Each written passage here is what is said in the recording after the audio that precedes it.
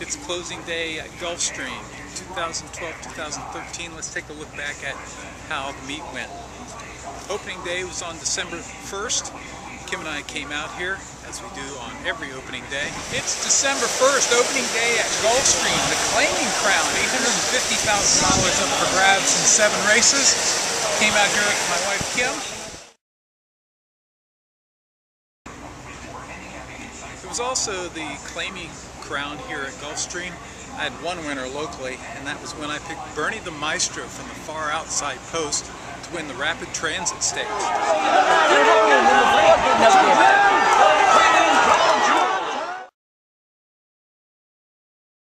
I also had 2 big wins in the simulcast, both at Santa Anita, one with Renee's Got Zip in the Hollywood Skillful Joy Stakes,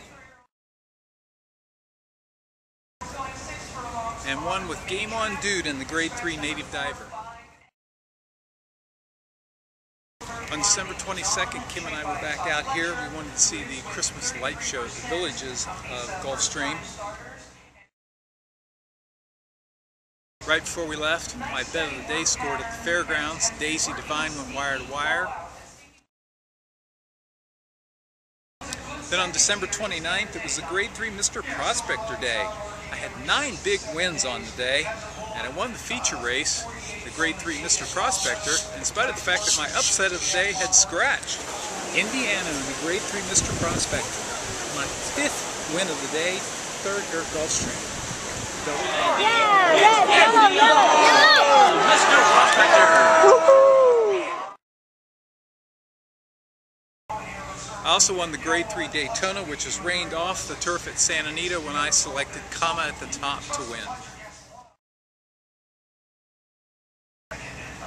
2013 dawned on January the 1st, and I had originally planned to come out here, but when Brad said he was looking forward to watching the bowl games with me, I decided to play online. It was a great day as I went 5 for 7, including I scored with Verrazano, who as I speak today is the Kentucky Derby favorite. He broke his maiden first time out, and then I swept all 3 stakes weights races. In the spectacular bid I had Merit Man.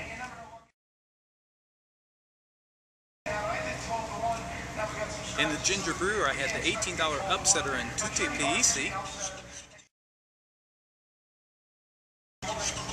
And then the race I was most looking forward to was my bet of the day in the Grade 3 Old Hat, had Kauai Katie. The others behind as they come down to the 16th pole. It's Kauai Katie under a hand ride from John Velasquez. January 26th, Holy Bull Day. Got a free shirt that day. I went 9 for 27 and cashed on all 4 of my best bets of the day. Daisy Divine wire to wire again at the fairgrounds, this time in the Marie Krantz. Teddy's Promise won in the Grade 2 Santa Monica at Santa Anita. My best bet of the day was Kauai Katie here at Gulfstream, when I got to see her live. It is Kauai Katie. Kauai Katie! Woo! 50 to win. Bet of the day, Kauai Katie in the Grade 2 Forward Gal. Woo-hoo!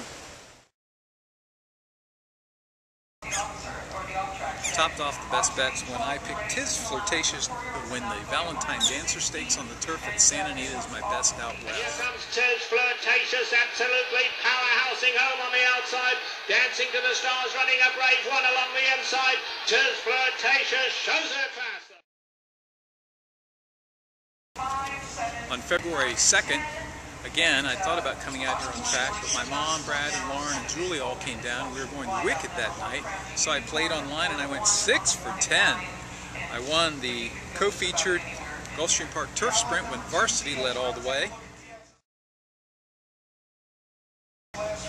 Verrazano made his 2nd start and was just spectacular. He was promptly pointed towards the Tampa Bay Derby.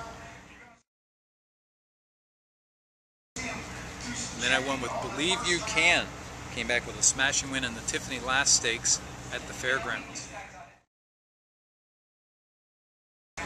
On Sunday, February the 17th, I was playing online again. We were out of town, but it topped a most phenomenal week for me. I was 15 for 22. That's over 60%, $200 profit.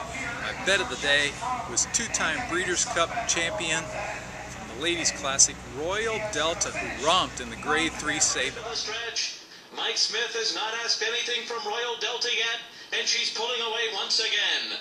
From All for Thee and Grace Hall, who have been left behind, the Queen of American Racing, Royal Delta, wins the Saban at Gulfstream.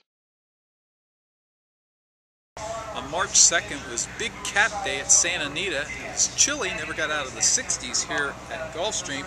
I went 9 for 28, including I had 2 stakes wins at Aqueduct, both graded. The first one was in the Grade 2 Top Flight, where I like Summer Applause.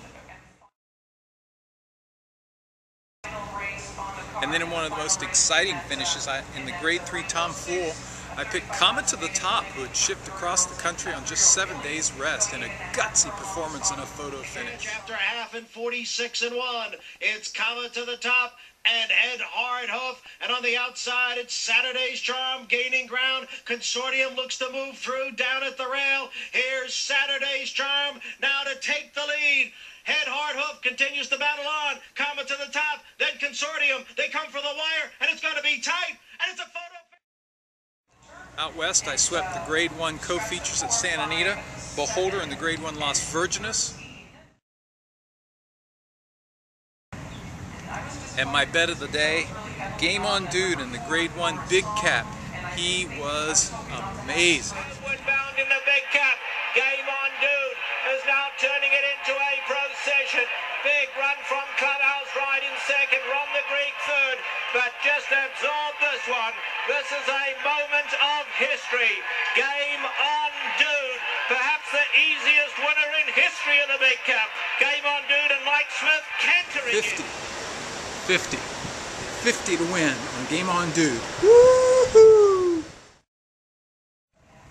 On March 9th, it was Tampa Bay Derby Day. Came out here with my good buddy Keith, who was down visiting from Illinois. One of the most exciting finishes I've ever seen, and certainly the most exciting at Allowance Company, at Tampa Bay Downs. Noble Toon, who had last been seen in the Breeders' Cup Juvenile Turf, came flying from the back of the pack. Way out in the center of the track, here comes Noble Toon. He's absolutely flying. Kentucky Kid, Noble Toon on the outside. Are you kidding me? From between horses, in a blanket finish. I also won again with Believe You Can in the New Orleans Ladies. The interesting thing about that race is at 2 minutes post time, there were $0 bet on everybody else to win. It's just amazing. Still paid 1 to 9. Bet of the day I won. Verrazano confirmed his status as the leading 3-year-old when he romped in the Tampa Bay Derby. And then in the feature here at Gulfstream, in the Grade 2 Gulfstream Park Handicap, I was against defending Breeders' Cup champion Fort Larned. Just thought it was the wrong distance. It was a prep race. I had Discreet Dancer from the Top Pletcher Barn as my best bet of the day. And when Fort Larned lost his jockey at the start, I knew I was home free.